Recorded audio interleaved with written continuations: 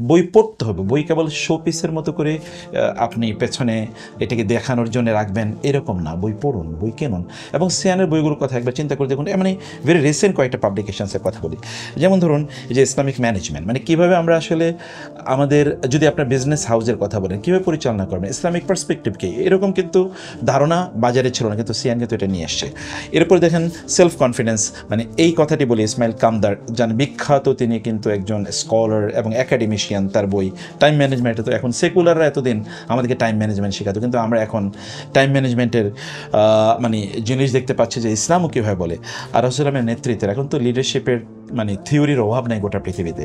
এই যে অসাধারণ কাজগুলো, এই অসাধারণ কাজগুলোর জন্য সিয়ানের প্রতি আমার এবং বিশ্বাস করি যে বাংলা ভাষাভাষী মুসলমানদের পক্ষ থেকে অকৃত্রিম কৃতজ্ঞতা, ভালোবাসা, দোয়া এবং আশীর্বাদ নিশ্চয়ই থাকা উচিত, এবং আমি সেটি স্পষ্ট করে বলছি সিয়ানের প্রতি আমার ভালোবাসা রয়েছে।